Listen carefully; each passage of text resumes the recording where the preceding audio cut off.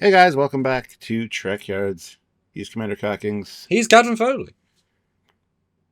and we're here today to talk about, hopefully, a victory for Starfleet. The Gorn. Are they defeated now? They kind of said they were. Kinda, and then you get Pike saying, "I think it's a problem. We just pushed the problem onto somebody else." And if Stop he's yelling referring to whippersnapper. if he's referring to Arena, that wasn't really a problem of the same scale at any. They attacked the colony, but they didn't like plant eggs in people. They just bombed it from orbit. I don't know. I mean, he didn't know that. He was saying it conceptually. I But of know. course, the writers, etc., etc. Yeah. So, surprisingly, I think fair to say, they potentially ended the entire 3-year Gorn arc, which started with the Xenomorphs in Season 1. And then they're doing bad things in Season 2, and then this Part 1, Part 2. And that's kind of it. Not quite. Like, it doesn't feel satisfying to me as being an end because they barely used them and they used them in a weird way anyway. Kind of feels like they were gonna go full force, saw the fan reaction, and decided not to do that. So simplified it maybe. What do you think? Maybe, but I think they might crop up again. I'm not satisfied with the conclusion because it doesn't make a hell of a lot of sense. But Why don't you summarize it, Stuart, and then we'll get into the timeline because to make give us it a distinct thing. to make it very simple, they basically put the Gorn back in hibernation instead of hunting mode by creating an coronal mass coronal mass ejection, coronal mass ejection, from the twins binary stars, which are either shielding their planetary system or a gateway to it, one or the other. I don't know. Um, so yeah, they're in hibernation mode now, which means they're not actively out hunting, attacking colonists, laying eggs in them. But at the same time, that was only like one massive ship and all the little spinner ships that are attached with it. So doesn't make a lot of sense. I'm sure it did to them, but they probably had like 5 more pages of explanation or like very clear lines that I mean, not that our crew can know every answer because they're in the moment, but and that's often a conceit with storytelling. Like you can't give them God knowledge, but at the same time, the audience has to know what the hell's happening, and the way they present it is odd. It's like, okay, I understand the logic. A solar flare mass ejection makes them go feral, although they can still pilot spaceships and make choices. So not that feral. It just turns on a fight reflex, I guess, which I guess doesn't turn off. It might turn like the female versions of them feral, and the men have to like shuttle them around to like lay their eggs or something. Like I could understand that kind of biology, but yeah, I don't know. Right? Like it made them go silly, but then they can still be fully compass mentors and go to warp and fix their ships and okay, fine. And I know that happened and they were causing attacks on the colony rim, different colonies, fine, whatever. But then they also, took this planet at the end of season 2 and they phoned staff and said, hey, this is our new border, don't cross it. And that doesn't seem like an attack feral. That seems like standard, you know what I mean, territorial expansion. And if the coronal mass ejection affects them so little, but it just turns them into war mode, it I don't know if they had that idea at the end of season 2 for that to quite make sense because it's very like just standard military. And then in season 3, they undo it by forcing the reverse gravity light wave to make one ship in the fighters, which are just fighters, they're not like big, they're fighters, to then go to sleep mode, but not like the Borg where they go to sleep. It makes them all go back through their portal between the suns willingly because they had to fly into it, not hit the Enterprise because they could also hit the Enterprise because it didn't go through the portal if there's a portal. And now that one ship and fleet want to not kill people, but then every other fleet ship would, because unless they're telepathic and tell everybody. Well, on rewatching it a few times, it he's when Pike's talking about it, he's like, "Is this their home world? Does this act like a like basically like a cloaking device for their system?" Which doesn't make a lot of sense. Like, it still doesn't make sense, even after watching it a few times. There's just a lot of missing elements. Like, is their system within this binary star system, like their homeworld, but it's shielded so that people can't detect it because of the radiation? That's kind of almost the explanation you could suss out from it.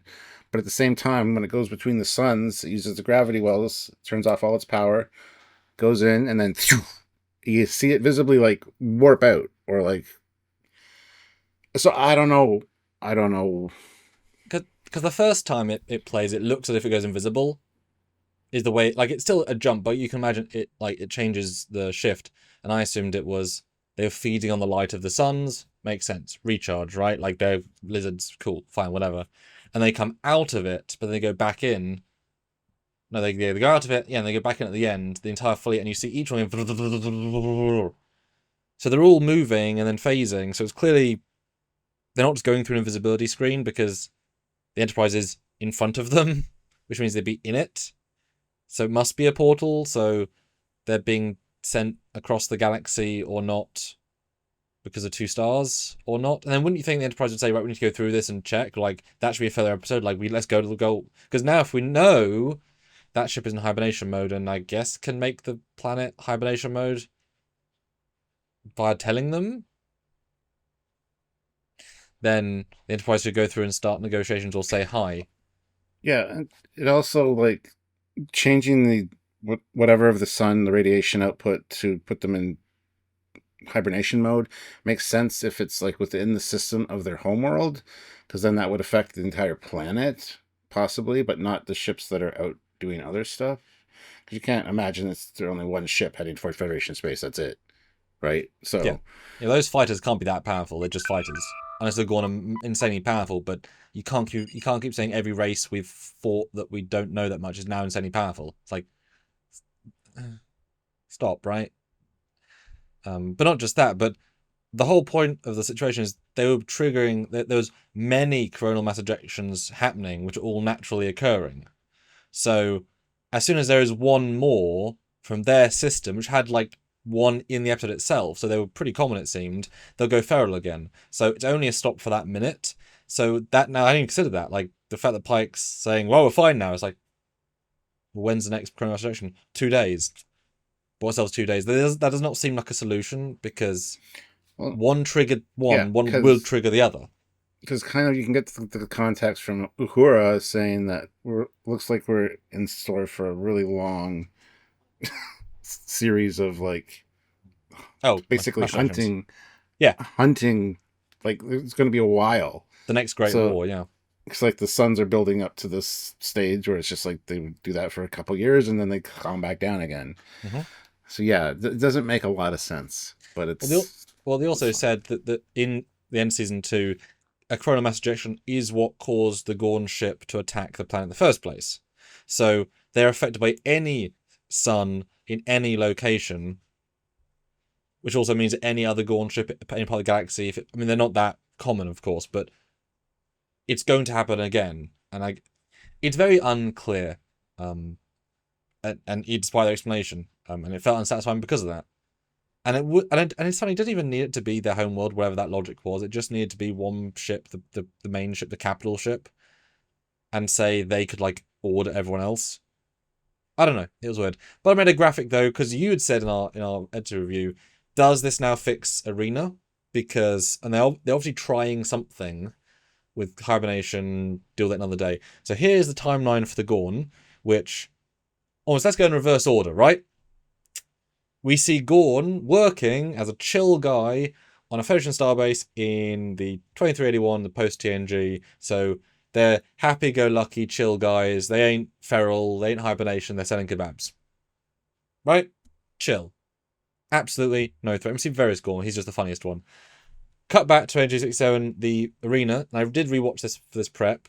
Kirk is told what the Gorn are ahead of meeting them, and then he meets them, and there's voiceover of his log, not knowing what the Gorn are or what it is. So he has never heard the word Gorn, nor seen of this race before. So, are you seriously telling me that news of this almost war, which his friend Captain Pike got into, didn't spread to him, despite not being classified and not being a secret, and never said once, and then a whole fleet there. Are you serious? Well, He would hold never on. have heard the word Gorn, despite being almost the second biggest war. Never hearing the word Gorn. Yeah, it doesn't make any sense. But they do go on they do say in the episode they're using La'an's blood. It's not regulation, and she says to Pike, "It's okay. This mission isn't authorized anyway, so there's no need to note that." So it is an unofficial mission. So I can understand maybe not everything about it getting out to everybody. Yeah, that And bit is. Kirk wasn't on board. But the So, fleet formation that April had at his system with the whole fleet, yeah, which were monitoring the Gorn border, which they knew because they had a star chart, and they also knew they attacked several colonies, and they also had a whole political thing. So thousands of officers are going to know what the Gorn are, unless you're telling me that every single captain is refusing to tell their people about a potential war happening. Like, it only works if it was a secret and they try to keep it a secret, but if it could be the next great war, you're not going to keep that secret from your people. So there's no chance at all he didn't know what a Gorn is. So, and they're very explicit in the TOS episode. Like, he even says, well, I've got to remember this animal, this creature is a sentient being with space travel. But he would have heard that, only 7 years ago they almost had a full war with the Gorn, and there was a whole. So already it doesn't work, right? They've broken that. That doesn't work. So 7 years earlier, what we just saw, the almost war, right? 1 year earlier they had their first meeting, and Pike does not know what Gorn are. As far as everyone's surprised, so no one knows what Gorn are except La'an, who was a captain of a Gorn planet 20 years earlier. Of Cornish, was the only survivor, and she went to Starfleet and presumably told people. Yep. And knew what it looked like, knew their habits, knew their ships, knew all about them because she saw it visibly. Yep. It's a mess. It's a mess. And not as, just doesn't even talk about it as a secret. She tells them, I know she's in a situation with a Gorn, but there's a Gorn border because this is not because even in Arena they go to unexplored space. But in this episode, there's a map with Gorn territory. I don't think this can make sense. I think they've kind of broken the Gorn canon based on these events. It's good entertainment, Sam. No one's gonna try to connect the dots. It's just a bit weird, isn't it? It absolutely is, yeah. It seems even more silly now that it's kind of laid out. Yeah. I enjoyed the story fine. I wish they wouldn't have ruined the Gorn. I wish the Gorn would have been more Gorn-like and been able to communicate and threaten them and, whatever. Like, something like that would have been great instead of just these feral monsters that just stab people in the gut. Breed and destroy, yeah. And yet still can create ships and transporter buffer codes and... really? We needed more context for the Gorn. Oh, and not just that. They even say, I think, the ships can't be beamed. The ship is transport resistant. Yeah. Does that just mean shields? In which case they wouldn't make that statement because every ship is... No, because then they follow it up with something about shields. Even if we could get through their shields, the ship is transport resistant. That's why they needed the transporter buffer codes to beam people off, even if they got the shields down. Although they did beam them through the shields, beam them through the armor later. Yeah, because they had the transporter buffer codes, so it was fine. So just beamed using the Gorn's buffers. Yes, I guess. So they could beam. I guess they could beam through their own hull, of course. But... And hundreds of colonists beamed aboard the Enterprise in a matter of a couple seconds. That's not quite how TOS transporters work. Sorry. And some mid-digestion. Oh yeah, most of them would be fingers eaten off and... Just a really weird take. And it's funny, had this been any other random species, this would have been kind of cool. Like Star Trek Xenomorphs. Right? Yeah. It would have been cool in its own way. And we called them the Bjorn. You start saying Gorn? No, they're the Bjorn. It's like, uh-huh. And they're space lizards, yes. And they're green, yes. Alright. Uh-huh. Yep. I buy it. So yeah. Bit weird. I was trying to give them credit. But I think I lost a few points. But if they don't mind it's just what it is, then there you go. But I'm pretty confident with the lack of logic there. And this is all canon, right? So this is all, tis what it is.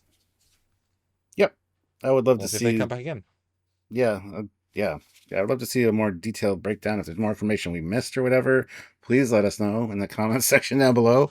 But there's a lot of good beta canon for the Gorn, but unfortunately that doesn't count. So, but anyway, thank you guys for watching. Comment down below what you thought about this. If you have any answers to our questions. If you understood it, let us know, because you rewatched it. I think I'm reasonably intelligent, and the fact we both don't really get it. Like, basically we get it, but it doesn't make sense. So there must be something else there. So let us know. There's a lot of vagaries. What they meant. Yeah. Yeah, so comment down below. Make sure you subscribe to the channel, like the video, join us for lives, and come hang out with us when you can, because your support all matters. It does. And if you can be very direct with said support, because we do rely on that to keep bringing these cool videos to you and these fun comparisons and Stuart's Canadian insights. Mapley. Exactly. Support us on Patreon if you can. It is monthly, or join the channel also monthly on the YouTubes where you're watching us right now, or super chat on any live on any topic, or super thanks on any video on any topic. My goodness, or buy a shirt on any of our existing designs. That's a bit more limited, but there's still some pretty good stuff. Indeed. So until next time, everybody. He's Commander Cockings. He's Captain Foley. Bye. Bye, guys.